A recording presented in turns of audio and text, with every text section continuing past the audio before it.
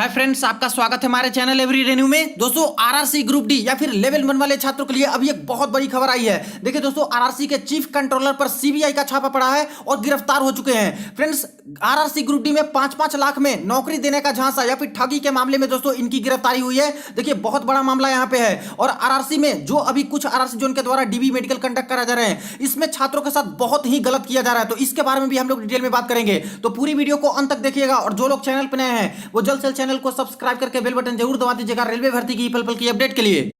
तो ये रही दोस्तों खबर जो कि आज के काफी सारे न्यूज़पेपर में पब्लिश की गई है। देखिए, हाजीपुर में सीबीआई का छापा, रेलवे के चीफ कंट्रोलर को उठाया शिकंजा। देखिए, हाजीपुर पूर्व मध्य रेल मुख्यालय हाजीपुर यानी कि ईस्ट सेंट्रल रेलवे हाजीपुर या फिर पटना जोन में गुरुवार को रेलवे के चीफ कंट्रोलर अभय कुमार के कार्यालय सहित कई ठिकानों पर सीबीआई की टीम ने ताबड़तोड़ छापेमारी की। सीबीआई ने अभय कुमार से करीब 1 घंटे तक पूछताछ की और उन्हें अपने साथ गाड़ी में बिठाकर ले गई। टीम ने सोनपुर मंडल रेल हॉस्पिटल के सीएमएस यानी कि मुख्य चिकित्सा पदाधिकारी मनोज कांत गुप्ता से भी देर रात करीब 10:30 बजे तक पूछताछ करती रही। इस बीच सोनपुर मंडल रेल कार्यालय के कई वरीय अधिकारी यानी कि मेन जो अधिकारी थे वहां मौजूद रहे। सीएमएस के कई ठिकानों को भी सीबीआई खंगालने में जुटी हुई है। गुरुवार शाम सीबीआई की टीम सीधे चीफ कंट्रोलर अभय कुमार के ऑफिस में पहुंची और उनके मोबाइल और अन्य चीज रखवा लिया गया। इसके बाद उनसे करीब 1 घंटे तक पूछताछ की। अभय कुमार हाजीपुर में चीफ कंट्रोलर बनने से पहले सोनपुर कंट्रोल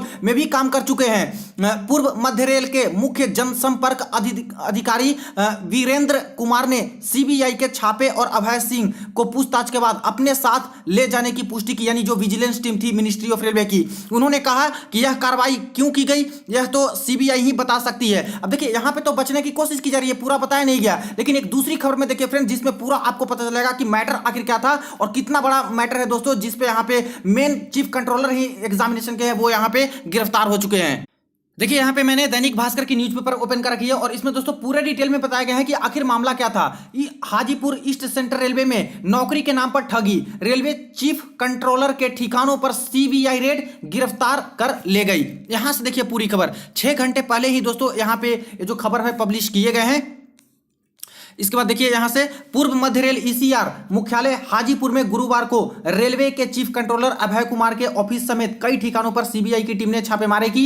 अभय कुमार ने ग्रुप डी में नौकरी देने के नाम पर लाखों रुपए लिए थे। देखिए फ्रेंड्स, साफ साफ मेंशन है कि ग्रुप डी में नौकरी देने के नाम पर लाखों रुपए लिए गए थे। सीबीआई ने अफसर को गिरफ्तार कर लिया है। इसके बाद आगे देखिए, इधर सोनपुर मंडल रेल हॉस्पिटल के मुख्य चिकित्सा पदाधिकारी से भी रात करीब 10:30 बजे रेलवे विजिलेंस ने पूछताछ की। यानी दोस्तों, ग्रुप डी में जॉब दिलाने का तो मामला है ही, इसके अलावा जो मेडिकल टेस्टर हैं यहाँ पे सोनपुर मंडल सोनपुर डिवीजन के हॉस्पिटल में भी इनके पदाधिकारी से बातचीत की जा रही है और यहाँ पे इनसे भी पूछताछ किए जा रहे हैं रात भर। इस दौरान सोनपुर मंडल रेल कार्यालय के कई सीनियर अफसर वहां मौजूद रहे। आगे देखिए, यहाँ पे सीबीआई की रेड के बाद रेल मुख्यालय में हड़कंप मच गया है। सीबीआई की रेड पर ईसीआर के सीपीआरओ वीरेंद्र कुमार ने बताया कि चीफ कंट्रोलर अभय कुमार को सीबीआई ने गिरफ्तार किया है। उनके ऊपर रेलवे में नौकरी दिलाने के नाम पर लाखों रुपए ठगी करने का आरोप है। ग्रुप डी में नौकरी दिलाने के नाम पर पैसे की उगाही का आरोप। यहां से देखिए, जोनल कार्यालय में तैनात चीफ कंट्रोलर ने ग्रुप डी में नौकरी दिलाने के नाम पर दर्जनों लोगों से पैसे की लेने का आरोप है। इसमें से वैशाली के लालगंज निवासी राजकुमार कपूर भी शामिल हैं। राजकुमार से अभय कुमार ने 5.5 लाख रुपए बेटे को नौकरी दिलाने के नाम पर लिया था रेलवे, लेकिन नौकरी नहीं मिली।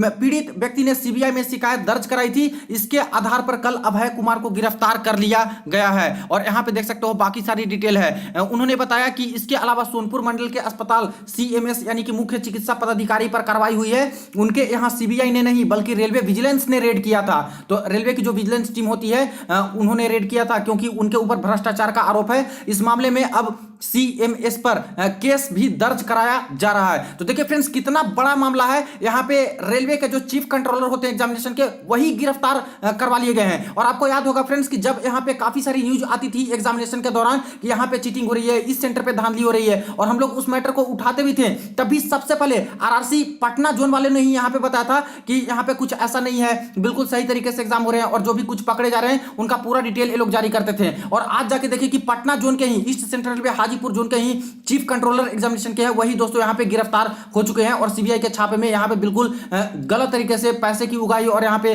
दूसरे लोगों को 5-5 लाख में नौकरी देने के लिए ठगी के नाम पे ये पकड़े गए हैं। अब देखिए यहाँ पे तो एक लोगों ने कंप्लेन की तो इस तरह से हो गया फ्रेंड्स, और यहाँ पे गिरफ्त में भी आ चुके हैं गड़बड़ी के मामले में और इनको गिरफ्तार भी कर लिया गया है। अब पता नहीं कितने लोगों के साथ इन्होंने ऐसा किया होगा या फिर कई लोगों को हो सकता है कि गलत तरीके से जॉब भी दिए गए होंगे या फिर उनका सिलेक्शन भी करवाया होगा। तो ये तो बाद में ही पता चलेंगे कि आखिर कितना बड़ा मामला यहाँ पे है और क्या क्या इन्होंने किया है। और ऐसे कई जोन में अगर सीबीआई के छापे पड़े तो कई सारे राज हैं दोस्तों जो कि यहाँ पे खुल जाएंगे। समझिए इतने बड़े बड़े ऑफिसर होकर दोस्तों यहाँ पे चीफ कंट्रोलर होके इस तरह की काम ये लोग कर रहे हैं। अगर एक भी कैंडिडेट गलत तरीके से इस तरह से जॉब में जाते हैं और इस तरह से इनके कारण यहाँ पे नौकरी दी जाती है तो समझिए कि एक मेरिटोरियस कैंडिडेट, एक यहाँ पे मेहनती कैंडिडेट जो कि बिल्कुल जेन्युइन है, उनके नौकरी के साथ खिलवाड़ किया जा रहा है, उनके जीवन के साथ खिलवाड़ ये लोग कर रहे हैं। तो ऐसे लोगों को बिल्कुल भी बख्शा नहीं जाना चाहिए, जितना ज्यादा हो सके इन पे चार्ज लगा के इन पे यहाँ पे एक्शन लेने चाहिए। अब देखिए दोस्तों कई आरआरसी जोन में डीबी और मेडिकल टेस्ट चल रहे हैं और अब जाके देखिए यहाँ पे RRC eastern railway Kolkata zone का भी डीबी शुरू हो चुका है। और आज जो डीबी हुए फ्रेंड्स यहाँ पे दो बहुत बड़े मामले सामने निकल के आए हैं और एक तरह से छात्रों के साथ बहुत गलत कर रही है आरआरसी। देख लीजिए यहाँ पे क्या मामला था। फर्स्ट मामला है friends railway recruitment cell Kolkata 24/2/2023 के डेट में डीबी चला। ये कैंडिडेट के डिटेल्स हैं, इसमें यहाँ पे शो कॉज नोटिस इस तरह से ये लोग जारी कर रहे हैं जिसमें डीबी में चेक करने के बाद यहाँ पे लिख रहे हैं you have been shortlisted for document verification for post under level 1, जिसमें से यू हैव नॉट सबमिटेड, कौन सा डॉक्यूमेंट आपने सबमिट नहीं किया है। तो यहाँ पे ये सारा चीज मेंशन है, यानी कि सारा कुछ सबमिट किए थे और लास्ट में ये लोग टिक लगा दिए यहाँ पे इस वाले डॉक्यूमेंट में और लिख दिए हैं एप्लीकेशन फॉर्म ऑफ कैंडिडेट, यानी कि एप्लीकेशन का जो प्रिंट आउट होता है फॉर्म भरते समय जो प्रिंट आउट लिया जाता है वो एप्लीकेशन का फॉर्म ये लोग नहीं जमा किए थे, नहीं लेके गए थे, इसीलिए दोस्तों इनको टेम्पररी यहाँ पे पेंडिंग में डाल दिया है। और आगे इन्होंने बोल रखा है कि ऐसे छात्र को या तो मेडिकल टेस्ट कंडीशनली भेजा जाएगा मेडिकल टेस्ट देने के लिए, या तो मेडिकल टेस्ट के लिए भेजा ही नहीं जाएगा जो प्रॉपर डॉक्यूमेंट नहीं दे पाएंगे। और इसके बाद ये भी बोला गया है कि कम से कम 10 दिन का समय दिया जाता है, इसके अंदर आप लोग अपना एप्लीकेशन प्रिंट को लेके आएं और यहाँ पे सबमिट करें, वरना कैंडिडेचर भी रद्द हो सकते हैं। और इसके नीचे इन्होंने बोल रखे हैं नोट में candidate has to submit an application, कहां पे,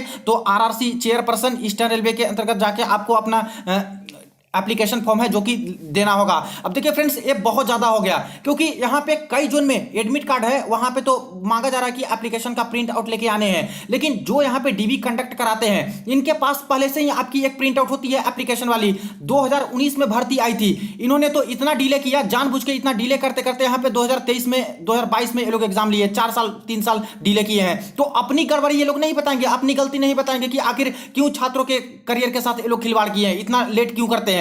और यहां पे एक एप्लीकेशन प्रिंट आउट नहीं है तो जिनका कोई ज्यादा जरूरत भी नहीं है फ्रेंड्स और इसको नेग्लेक्ट किया जा सकता है, तब भी इसके लिए यहां पे इस तरह से कर देना, इनको पेंडिंग कर देना कितना उचित लगता है। समझिए जो इनके पास अधिकारी के पास आपके प्रिंट आउट होते हैं एप्लीकेशन वाली और आप लोग घर से लेके जाइएगा जो प्रिंट आउट, तो क्या ये दोनों अलग हो जाएंगे? दोनों तो समान रहेंगे, इनके पास भी वही डॉक्यूमेंट डिटेल्स रहेंगे, आप लोग जो लेके जाइएगा वो भी तो वही रहेंगे।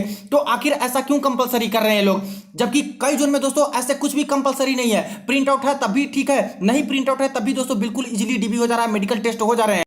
तो सारे आरआरसी का तो रूल सेम होना चाहिए। तो आखिर ये जोन वाले क्यों ऐसा कर रहे हैं, क्यों एप्लीकेशन की प्रिंट आउट को कंपलसरी कर रहे हैं? 4 साल से ज्यादा यहाँ पे हो चुके हैं, यहाँ पे तो कई सारे छात्र उम्मीद ही छोड़ दिए थे कि एग्जाम भी हो पाएंगे। तो अगर इसमें प्रिंट आउट इनका खो गया या फिर नहीं है तो इसके लिए बाहर नहीं करनी चाहिए, फिर पेंडिंग में नहीं डालनी चाहिए। अब देखिए अगर इतना कंपलसरी है तो आप लोग एक लिंक प्रोवाइड करा दीजिए, फिर से छात्र यहाँ पे डाउनलोड कर लेंगे अपना एप्लीकेशन प्रिंट आउट और आपके पास लेके जाएंगे। तो लिंक भी आप लोग प्रोवाइड नहीं कर रहे हो, जबकि आपके पास पूरा का पूरा सारे कैंडिडेट के डेटा है। तो लिंक आप लोग प्रोवाइड कीजिए अगर कंपलसरी की हो तो, या फिर छात्र आरटीआई जब करते हैं तो आरटीआई के अकॉर्डिंग आप लोग यहां पे सारे छात्र का प्रिंट आउट प्रोवाइड कीजिए। तो इस तरह से इनको तो करना ही होगा। तो फ्रेंड्स ये बहुत गलत कर रही है जो कि प्रिंट आउट एप्लीकेशन की वजह से छात्र को पेंडिंग कर रहे हैं और 10 दिन के समय के अंतर्गत इस तरह से बोल रहे हैं कि हमें प्रोवाइड कराइए। तो ऐसे जितने भी कैंडिडेट हो आप लोग बिल्कुल एकजुट रहिएगा, एक दूसरे से कनेक्टेड रहिए। आगे हो सकता है कि इस मैटर में आपको आरआरसी के चेयरमैन से मिलना पड़े या फिर आरआरबी भोपाल जो नोडल आरआरबी है उनसे मिलना पड़े, ये मैटर को उठाना पड़े, या फिर मिनिस्ट्री ऑफ रेलवे तक जानी पड़े इस छोटे से मैटर के लिए। तो फ्रेंड्स आप लोग एकजुट रहिएगा, तभी अपनी बात को शांतिपूर्ण तरीके से रख पाइएगा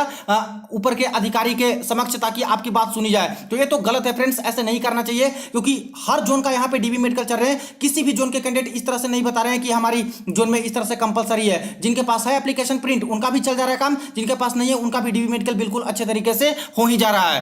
अब दूसरा मामला देखिए फ्रेंड्स, जो कि इसी जोन से आ रहे हैं ओबीसी एनसीएल सर्टिफिकेट को लेकर। देखिए ओबीसी एनसीएल सर्टिफिकेट के बारे में यहाँ पे मेंशन कर रखे हैं, valid at time of submission of online application. और छात्र से यहाँ पे ओबीसी एनसीएल का सर्टिफिकेट फॉर्म भरते समय वाला मांग रहे हैं, 2019 वाला मांग रहे हैं, न्यू तो मांग ही रहे हैं, नया वाला मांग रहे हैं 2022 वाले या फिर एक साल पुराना डीवी से पहले, लेकिन पुराना भी मांग रहे हैं, जो कि दोस्तों एक तरह से गलत कर रहे हैं। क्योंकि आरआरसी का हर जगह का रूल्स जब सेम है तो कई जोन में बिल्कुल नया मांग रहे हैं, तो आपको भी बिल्कुल नया मांगना चाहिए था। पुराना बताइए आप लोग की 10 दिन का जो समय दे रहे हैं ये लोग की 10 दिन में बना के लाओ।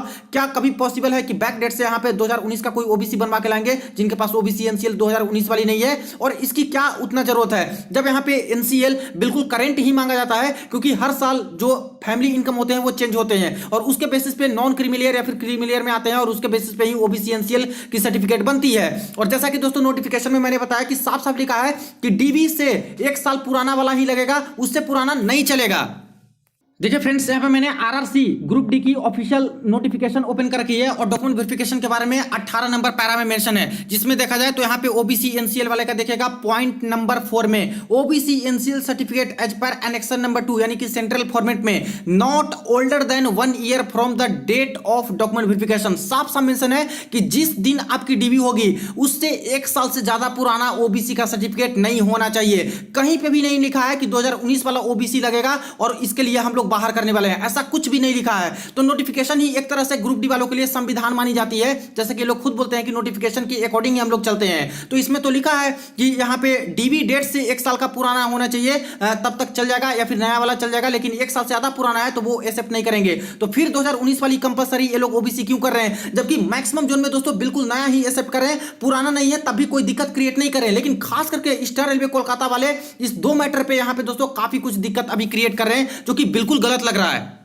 अब देखिए इन्होंने जो एडमिट कार्ड जारी किया है उसमें जो इंस्ट्रक्शंस वाली पेज है, तो इंस्ट्रक्शंस वाली पेज में यहाँ पे साफ साफ मेंशन कर रखा है इन्होंने, SC ST OBC candidate should produce valid caste certificate from competent authority. OBC certificate for OBC candidate should not be older than 1 year from the closing date of notification and in proper format. अब note यहाँ पे ये जो instruction है इसमें बोल दिया है कि फॉर्म भरने समय जो ओबीसी आपका था वही लगेगा, यानी कि जो कि क्लोजिंग डेट ऑफ नोटिफिकेशन का 1 साल से पुराना होना चाहिए, उससे ज्यादा वाला नहीं। यानी इसमें तो ऐसे लिख दिया है, अब बोल रहे हैं कि हमारी इस तरह से लिखी गई है इसमें, तो इसी के बेसिस पे हम लोग चल रहे हैं, 2019 वाला मांग रहे हैं। लेकिन दोस्तों ऐसा नहीं है, कई जो ने इसी तरह से इंस्ट्रक्शन दिया था लेकिन बाद में इंस्ट्रक्शंस को उन्होंने चेंज कर दिया है और यहाँ पे 1 year from the date of closing of application को काट करके यहाँ पे लिख दिया है फ्रॉम डीवी डेट, यानी डीवी से 1 साल का पुराना तक रहेगा तो एक्सेप्ट रहेगा, उससे ज्यादा पुराना वाला नहीं चलेगा। और इसका भी मैं आपको प्रूफ दिखाता हूं। देखिए यहाँ पे मैंने RRC south central railway Secunderabad वाली नोटिफिकेशन ओपन कर रखी है, जो कि ओबीसी वाले छात्र के लिए आए थे 6/2/2023 के डेट में। और इन्होंने दोस्तों नोटिफिकेशन में कुछ और लिखा था, आपके एडमिट कार्ड का जो इंस्ट्रक्शन था उसमें कुछ और लिखा था, इसको इन्होंने बदलाव किया था। Corrigendum to the list of OBC candidate, OBC के लिए है, जहां पे बोला गया है इन पार्शियल मॉडिफिकेशन, कुछ मॉडिफिकेशन किए गए हैं पॉइंट नंबर 2 ई में of instructions page of document verification and medical examination call letter, where in it is mentioned that OBC certificate for OBC candidate should not be older than 1 year from the closing date of notification and in proper format annexure number 2 of CNRRC 1/2019 mentioning that the candidate does not belong to creamy layer. The same may be read as following: OBC candidate should produce OBC NCL certificate as per annexure number 2 not older than 1 year from the date of document verification। देखिए इन्होंने भी notification में वही लिखा था और खास करके जो इंस्ट्रक्शंस है उसमें लिखा था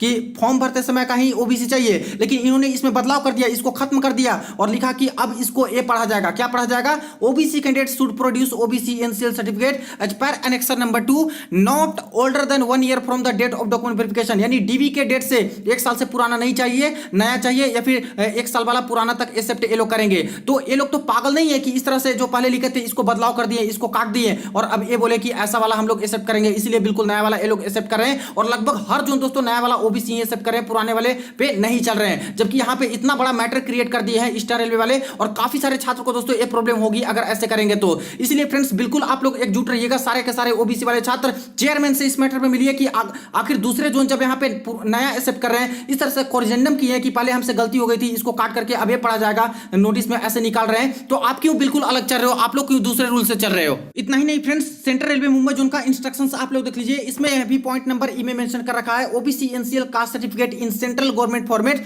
शुड आफ्टर 1/4/2022, यानी कि ओबीसी का जो सर्टिफिकेट होना चाहिए 1 अप्रैल 2022 के बाद वाला होना चाहिए। यानी कह सकते हो कि डीबी से 1 साल का पुराना तक एक्सेप्ट करेंगे, इससे पुराना वाला एक्सेप्ट नहीं करने वाले हैं। तो ये भी तो बिल्कुल नया ही मांग रहे हैं, ज्यादा पुराना नहीं मांग रहे हैं। तो फ्रेंड्स, जब मैक्सिमम जोन पुराना वाला नहीं मांग रहे हैं और नया वाला से ही काम चला रहे हैं ओबीसी में, तो आखिर सिर्फ ईस्टर्न रेलवे ही ऐसा क्यों कर रही है? तो गड़बड़ी ये लोग कर रहे हैं फ्रेंड्स। और सिर्फ इतनी छोटी मैटर पे आप किसी का नौकरी नहीं खा सकते, किसी की जॉब नहीं खा सकते, जो कि इतने स्टेज ऑफ एग्जाम देके आए हैं। तो दोस्तों, इनको समझनी चाहिए। और यहाँ पे आप लोग को जरूरत पड़ती है तो चेयरमैन से आपको मिलना होगा इस मैटर पे। जो भी प्रूफ मैंने आपको दिखाया है, सारा कुछ दिखा सकते हो कि हर जोन में ऐसे चल रहे हैं। अगर ये लोग नहीं मानते तो आरआरबी भोपाल जो नोडल एजेंसी है, वहां पे कंप्लेन करनी होगी, वहां पे बतानी होगी कि सब, जब हर आरआरसी का रूल एक है, तो आखिर ईस्टर्न रेलवे कोलकाता इस तरह से क्यों चल रही है? मिनिस्ट्री ऑफ रेलवे तक ये बात उठानी होगी अगर जरूरत पड़ती है तो पहले तो यहाँ पे चेयरमैन से बताइए। आप लोग बिल्कुल भी एकजुट रहिएगा, ओबीसी वाले छात्र खास करके इस मैटर पे। और इनको तो ये बात माननी होगी, बिल्कुल नया है, वही एक्सेप्ट इनको करना होगा ओबीसी के लिए। तो फ्रेंड्स, ये रही अपडेट। वीडियो को ज्यादा दोस्तों के साथ जरूर आप लोग शेयर कर दीजिएगा।